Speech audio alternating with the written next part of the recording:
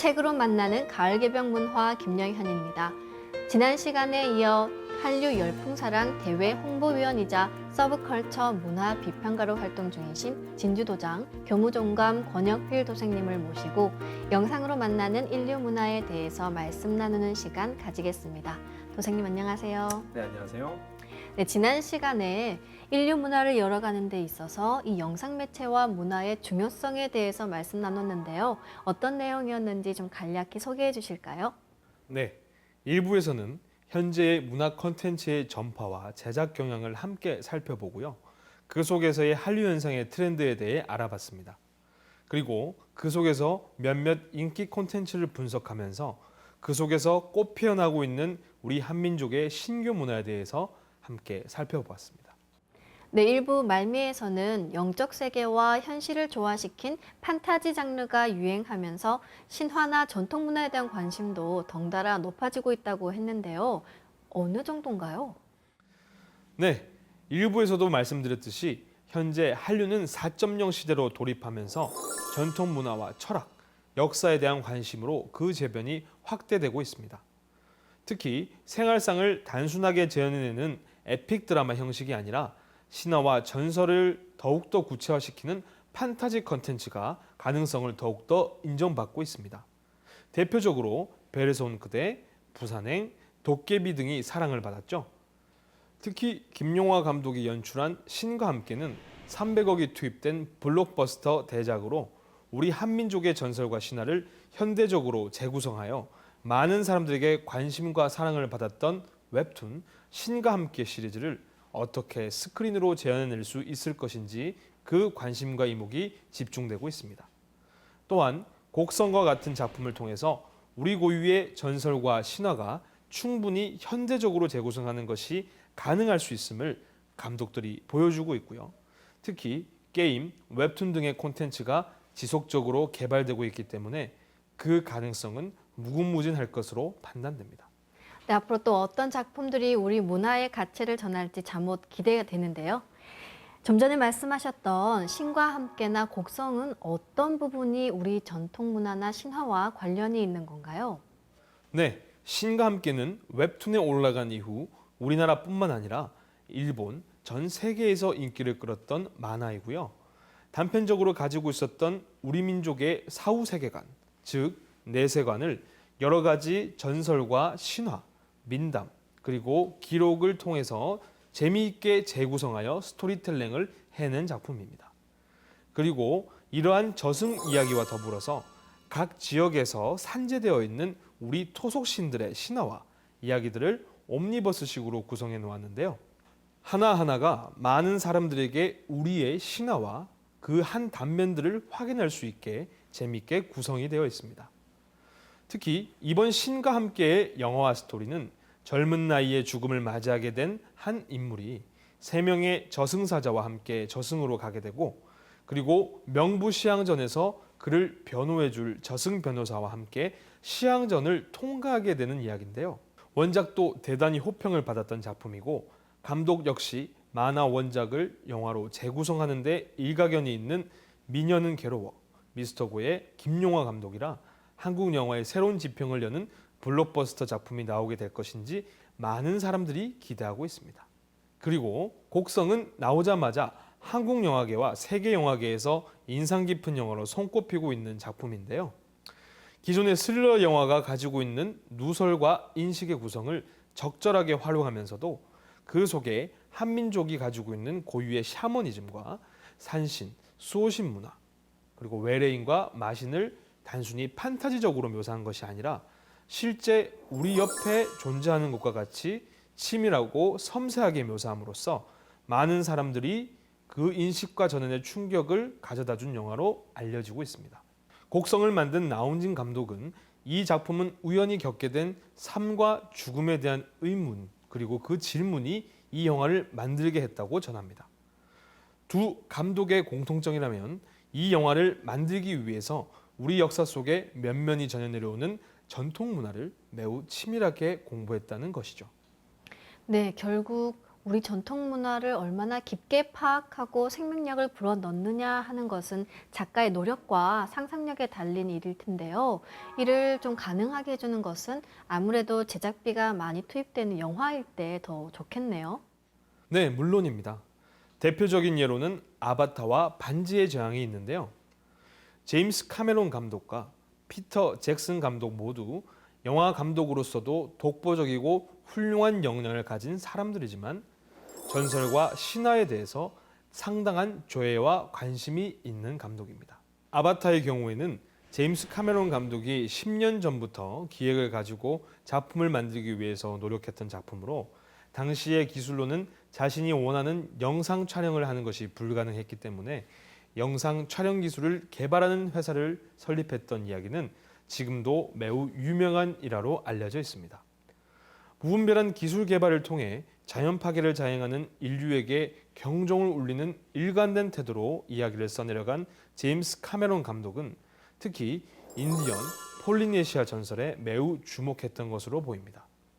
그래서 주인공으로 등장하는 나비족의 모습은 마치 미국에 살던 인디언들의 모습을 그대로 재현한 것으로 보이며 그들의 생활 문화에 SF적인 상상력을 더하여 많은 사람들이 아바타의 세계에서 빠져나오지 못하는 판도라 증후군을 겪게 하였습니다. 그만큼 인류가 천지와 하나 되어 수많은 무생명과 교감하던 시대를 매우 그리워하고 있다는 이야기가 될 수도 있겠죠.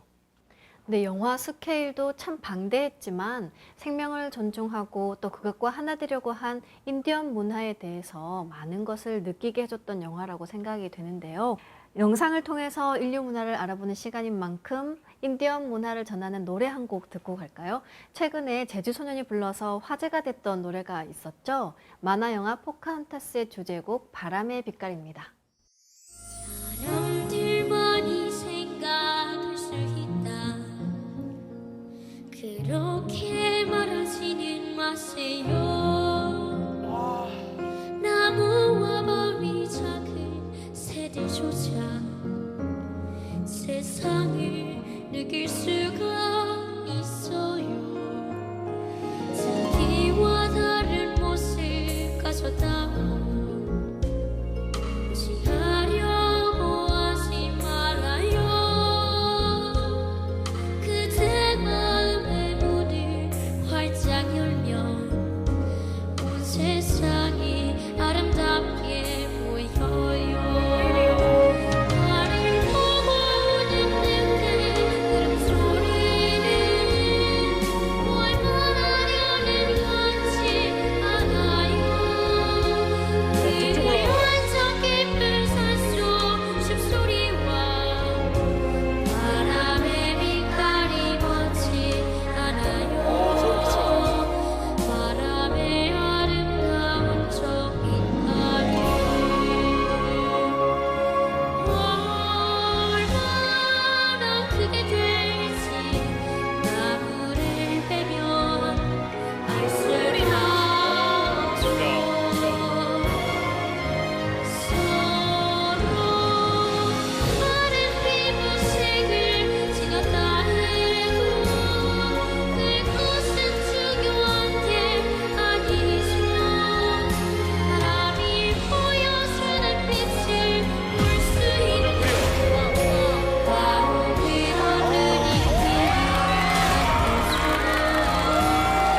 아름다운 빛의 세상을 함께 본다면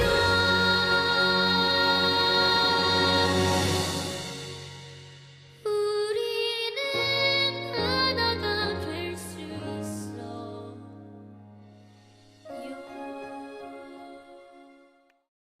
이 노래를 듣고 많은 분들이 눈물을 흘리셨다고 하는데요. 저도 참 이 생명에 대한 깨달음을 아이의 맑은 음성으로 들으니까 가슴이 많이 뭉클하더라고요. 네, 저도 그런 것 같아요. 네, 지금까지 제임스 카메론 감독이 만든 아바타 영화에 대해서 얘기 나누는데요. 이뿐만이 아니라 신화나 전설을 바탕으로 만든 영화는 더 많이 있잖아요. 네, 그렇습니다. 피터 잭슨 감독의 경우에는요, 조금 다른 경우인데요. 그는 옥스퍼드 대학교의 영어 문헌학 교수인 톨킨 교수에 져서 반지전쟁 시리즈와 그것이 카드 게임으로 변화된 D&D 시리즈에 푹 빠져 있었던 매니아였다고 합니다. 반지의 제왕 이 작품을 만들어내기 위해서 영화 감독을 했다고 해도 과언이 아닐 정도였는데요. 이 작품을 만들어내기 위하여 3D 모션 캡처라고 하는 새로운 영화 촬영 기법을 개발해내었고요.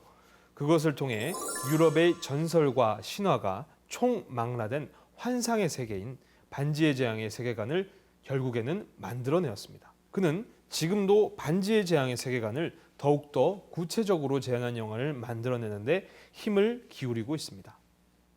덧붙여 설명드리고 싶은 하나의 이야기가 비록 상고시대의 샤머니즘은 그 형태가 희미해졌지만 작가와 감독 그리고 예술가들이 현대사회의 많은 사람들에게 신교를 전달하는 샤먼의 역할을 하고 있다는 것입니다. 실제 일본의 샤머니즘 연구 논문에 이러한 설명이 등장하고 있는데요. 우리가 영화, 드라마, 소설, 웹툰, 게임, 애니메이션 등을 보면서 열광하는 이유는 문명의 발전 속에서 잊혀져가는 신규 문화가 그 안에서 다시 살아 숨쉬는 것을 목도하고 있지 않기 때문인가 생각합니다. 작가와 감독 그리고 예술가들이 현대인들에게 신교를 전달하는 샤먼의 역할을 하고 있다는 방금 말씀이 참 의미심장한데요. 그리고 이 반지의 제왕 얘기가 나와서 말씀인데요.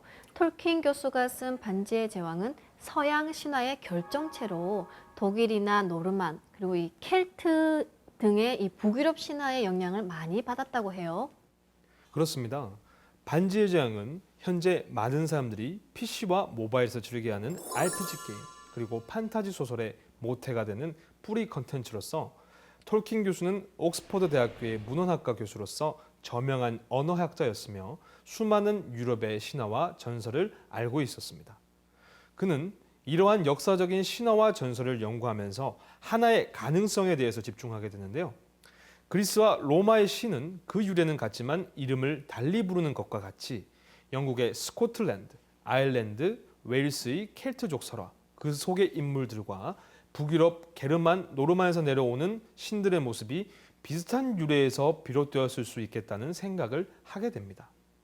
특히 2015년 테드 펠로우 리트리츠에서 고인류학자이자 벽화 연구원인 제네비브 본 패징어는 유럽 전역의 고대 동굴에서 32가지의 기호들이 공통적으로 존재한다는 것을 발견했는데요. 즉, 유럽 전역이 원래 하나의 공통된 문명의 양식, 즉 신교 문화를 공유했다는 근거이기도 합니다. 그래서 그는 이러한 자신의 생각을 논문이라는 학술적인 수단을 이용하여 고정화시키는 것이 아니라 살아 숨쉬는 이야기 속에 담아보자는 생각으로 소설을 쓰기 시작하는데요. 그것이 바로 반지 전쟁입니다. 그래서 반지 전쟁에는 톨킨 교수의 스토리텔러로서의 역량도 있지만 북유럽 신화에서 전해 내려오는 우주나무 이그드라실, 그리고 신들의 세계인 아스가르드, 인간의 세계인 미드가르드, 죽음과 극한의 세계인 요툰헤임을 그대로 본뜬 것 같은 여러 가지 세계가 실질적으로 구체화되어 있습니다. 영화 스케일도 참 놀랍지만 신화가 가지는 이야기의 힘을 느끼게 해주는 것 같아요. 네, 저도 그렇다고 생각합니다. 특히 작품에서 나오는 인물들에 대해 설명을 드리자면요.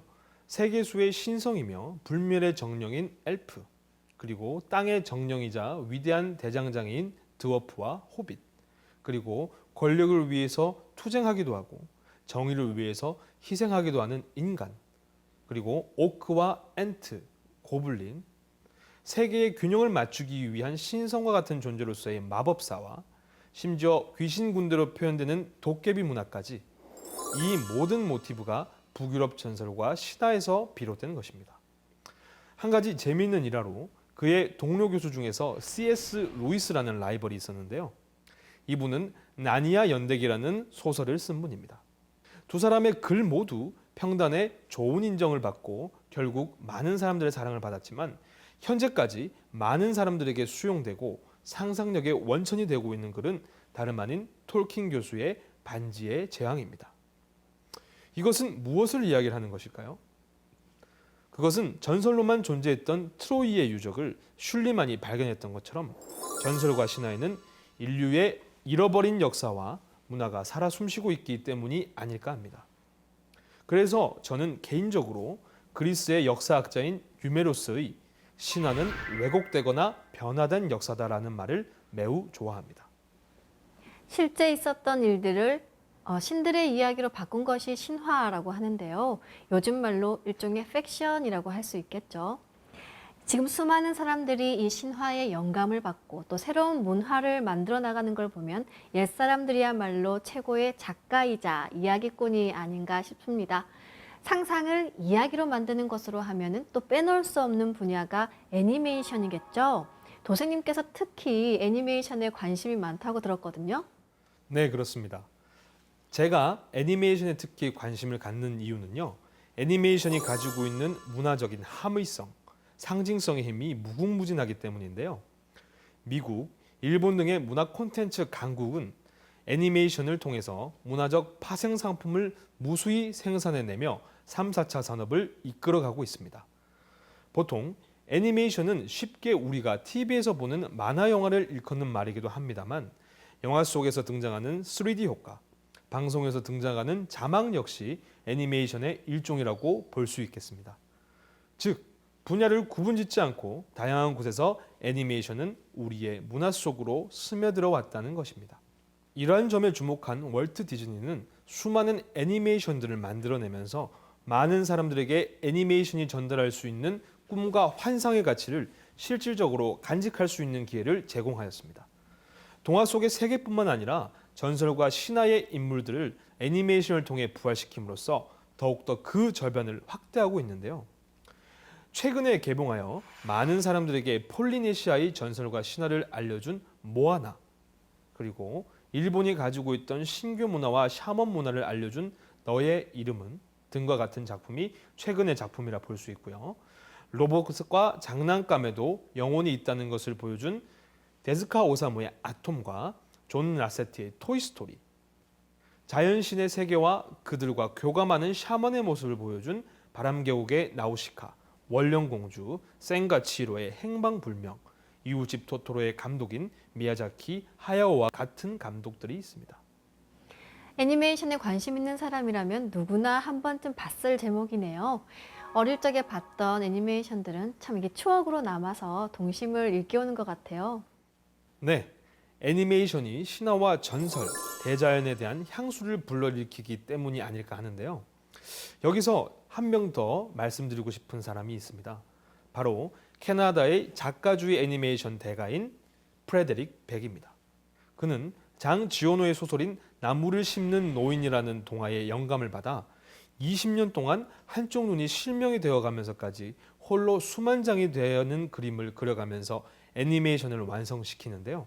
이 애니메이션은 이 이야기를 보고 들은 사람들의 귀감이 되어 환경보호 운동가들의 상징적인 콘텐츠가 되어 있습니다. 혼신의 힘을 다한 예술이 수많은 사람들의 생각과 가치관을 변화시키는 동기가 되는 것이죠. 네, 그 애니메이션도 감명 깊게 봤던 생각이 나는데요. 그러고 보면 참 영상의 힘이 커요. 지금 이 애니메이션 시장을 주도하고 있는 나라가 미국과 일본으로 알고 있는데요. 항상 드는 생각이지만 두 나라 만화의 특징이 다른 것 같습니다. 네, 각국마다 독특한 특징이 있는데요. 미국의 애니메이션은 그 콘텐츠를 그린 작가들의 자유로운 상상력과 그것이 기반이 매우 잘 보장되어 있다는 점에서 그 특징이 있다고 볼 수 있겠습니다. 신화와 전설, 바닷속 세계, 그리고 우주, 우리가 살고 있는 도시와 작은 마을에 이르기까지 매우 다양한 공간이 애니메이션의 배경으로 묘사가 되고 있는데요. 그것은 미국이라고 하는 나라가 가지고 있는 정체성이 기독교를 뛰어넘어 다인종, 다문화가 함께 혼재되어 있기 때문에 그러한 수많은 문화를 수용하기 위한 수단으로서 애니메이션과 같은 콘텐츠가 활용되고 있었던 것이죠. 특히 미국의 애니메이션은 그 사회적 시대상을 많이 담고 있는데요. 마블과 DC 코믹스에서 출간된 어벤져스와 닥터 스트레인지와 같은 영웅 만화, 그리고 심슨과 같은 애니메이션들이 오래도록 그 역사를 이을 수 있었던 것은 미국의 만화와 애니메이션이 끊임없이 그 시대상을 풍자하고 올바른 방향과 가치를 제시하는 역할을 해왔기 때문이라고 볼 수 있습니다.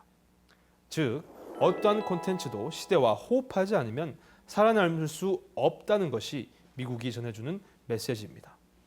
애니메이션을 만든 그 나라의 시대와 문화상이 녹아 있다는 말씀이시네요. 그럼 일본 만화의 특징은 무엇인가요? 네, 일본 만화는 무엇보다도 만화가 가지고 있는 만화적 장점을 극대화시키는 데 집중하고 있는데요. 만화는 그것이 하나의 완결된 스토리 구조를 가지고 있는 극화라고 볼 수 있습니다. 특히 일본에는 800만의 신이 있다고 할 정도로 신규 문화의 흔적을 매우 많이 가지고 있습니다. 특히 만화에 등장하는 인물은 실제 우리가 살아가는 모습을 재현한 모방적 존재이기도 합니다.